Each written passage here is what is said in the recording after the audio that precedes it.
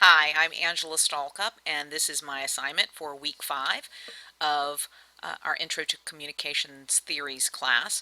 I've decided to have the video going because so much of this program right now feels a little disembodied. So I figured if I'm watching someone's, I would love to see their face. So anybody who's looking at me, this is my home office. This is where the magic happens. So anyway, for the purpose of our scavenger hunt, I chose an academic article that really resonated with me on both a personal and professional level, and it's regarding women entrepreneurs. So my article is Empowerment, Constraint, and the Entrepreneurial Self, a study of white women entrepreneurs. It's from 2007, and it's by Rebecca Gill and Shiv Ganesh. And so in putting this together, I couldn't resist popping in my presenter slide. I do a lot of PowerPoints, I do a lot of web presentations, and so you'll see down here I've added at the bottom that now I am a budding scholar to my entrepreneurial background.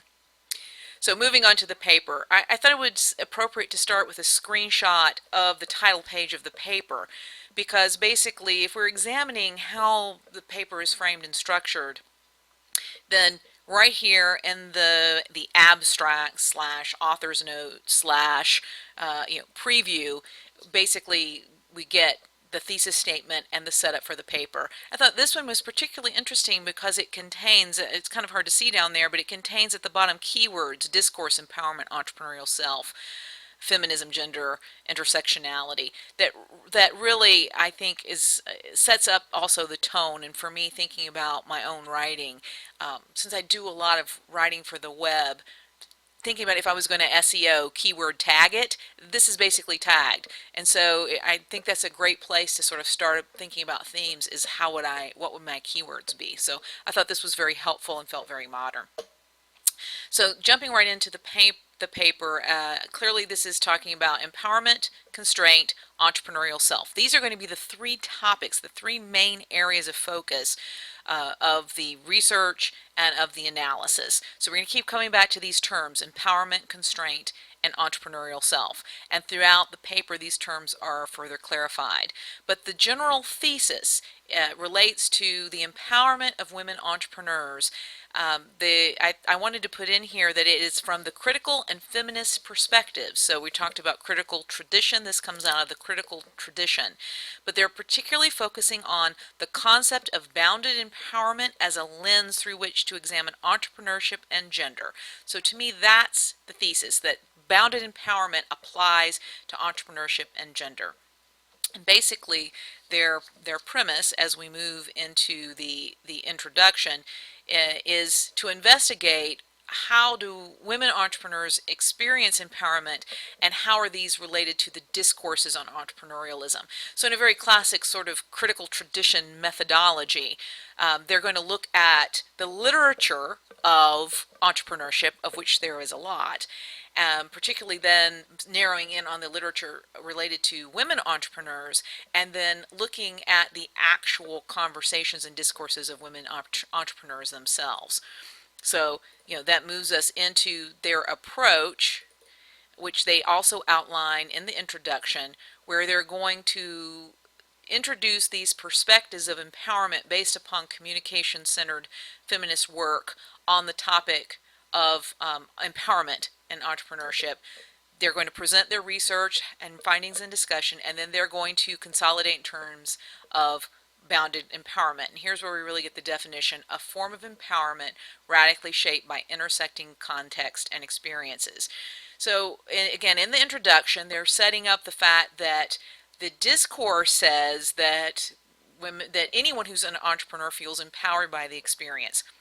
And yes, that women entrepreneurs have a similar experience. However, there is also a constraint that they experience. In fact, they are going to report on several types of constraint that has not been typically seen in the discourse of entrepreneurial material. And so that's where the bounded empowerment comes, is that there are some restrictions that have to be faced. So I think it's interesting to say that they started out with this question about how are women experiencing female empowerment, looking at what's been written, and then finding that there were other issues that had not been approached. So basically gaps in the literature. So that sort of moves us into the literature review. where I think it's interesting it did not have a subheading called Literature Review, but the title of this section, Discourses of Entrepreneurship, the Entrepreneurial Self, and Empowerment. Discourses is the giveaway here, that this is indeed the literature review. So it had three subheadings. It was significant in length, several pages long, and there were three main subheadings. The entrepreneurial self and traits-oriented research. So there's a little bit of our traits-oriented that we've looked at. Discourses of entrepreneurship and empowerment and constraint.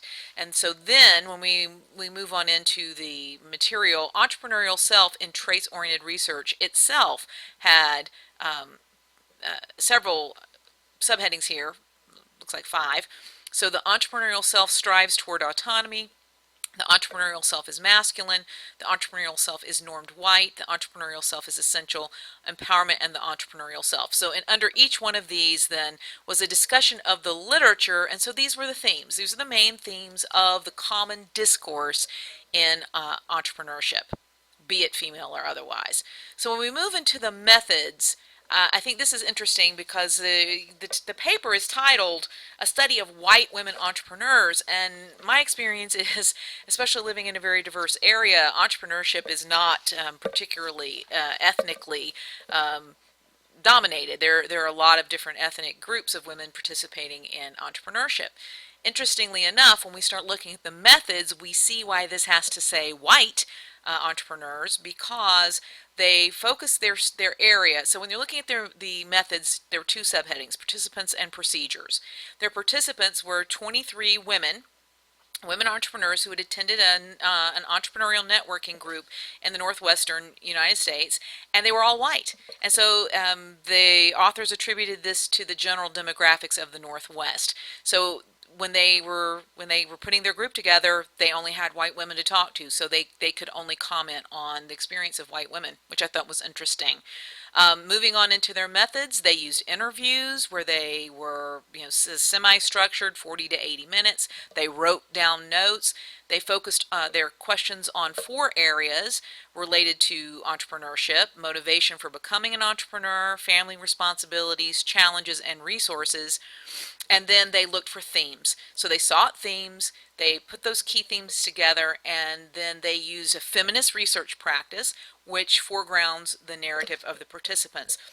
I thought it's interesting when I picked this article, since it's not really related to my paper, I was a little bit concerned in choosing this. However, this is perfect because my paper is going to actually involve people's stories and collecting stories. So I think it's interesting how they presented a methodology basically of question and answer and taking notes and then pulling those together and putting this together in such a way that it really is, you're like, okay, this is an academic study. They presented their data. It's a little hard to see here from the size of the slide, but for the 23 participants, their name, their age, their business types, their marital status, they collected specific data and along with the answers to the questions related to their themes. So as we move into the analysis section of the paper, we see that they came up with 3 themes, examining their data, where they were able to sort of collect their themes, which were motivations for entrepreneurship, entrepreneurial experiences, and empowerment despite constraints. These are our main subheadings. Each of these had sub-subheadings, and so for breaking them down into the specifics of the motivations for entrepreneurship: autonomy, confidence, self-expression; entrepreneurial experiences, discrimination, employee management, home versus work. Moving on, empowerment despite constraints: mental stimulation, determination, living in a frontier state, seeking and using support outlets. It's interesting because they were in the Pacific Northwest, as it seems. A lot of the women commented on their background of, where this is the West and this is the Wild West and we're out here in the Wild West. I find that interesting, that it seems a uniquely geographical part of discourse in entrepreneurship that I personally have never experienced, because I don't live in that part of the world. For each one of these, however, each one of these semi-subheadings or these sub-subheadings, there were stories, there were interviews, and quotes, direct quotes from the women who were interviewed. So I thought that was an interesting technique. Then they moved into the analysis section, which they called implications and applications, and they looked at two: theoretical implications and then practical applications. So here's where they started their analysis of bounded empowerment. And so they get into these specifics, and they had to look particularly at whiteness, because they were just looking at a white group. But I thought it was interesting, the paradoxical and contradictory nature of empowerment. So, these 1, 2, 3, 4, they were not subheadings. I just wanted to put them in there because I thought they were interesting, of how they were able then to take this bounded empowerment and break it down and apply it. Whoops, let's go back. I skipped a slide. When they got into practical applications, I thought, again, why I like critical theory is that you're able to rally something, right? So they really, in their analysis of their data, of these stories, they proposed that advocacy for women's entrepreneurship needed to shift, and that there had been in the literature, at least up to 2007, an approach that highlighted autonomy, but that there were constraints that came for women when they needed their sense of empowerment really came from feeling as part of a group, and then the need for financial and resource support for women entrepreneurs.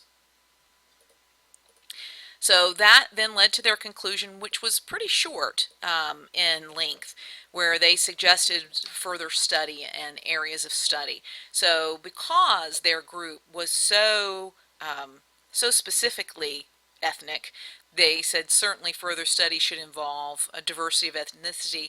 They thought as well it might be interesting to look at gender-based differences, and so they proposed here, and then the two sort of final points there: the intersection between occupational categories and white gendered identities. So if they're going to, one of the things that they were looking at was particularly the work-home designation and the children no children piece. So to see how did that have to do with white gender, and then white and gender rather, and then looking at other groups and bringing them in, so that you were also comparing men and women and different ethnic groups, either as individual groups or in comparison in general. And then finally, I think this is one that I really loved, is their conclusion, which was then back to this notion that they were examining the discourse, they're examining the literature of entrepreneurship, and saying there needs to be a change in the discourse. So perfect conclusion to a paper in the critical condition is that the text, the discourse, examining the discourse where there's a disconnect and suggesting a change, with support for alternative success stories. So that's where they wrapped it up. And in that final paragraph, rather, they said we plan to do these studies. So I'm looking forward to seeing if they did and seeing what their research is. So that wraps me up for my presentation on this paper, and I found this exercise to be very helpful in thinking about how to structure my paper. And as I mentioned earlier, since I'm looking at investigating something where I have stories in the family, stories of my mom and so forth, looking and seeing how stories are structured, it feels like a nice serendipity that I ended up choosing this paper. So thank you for listening, and I look forward to more assignments like this, and to connecting online with my professors and fellow classmates.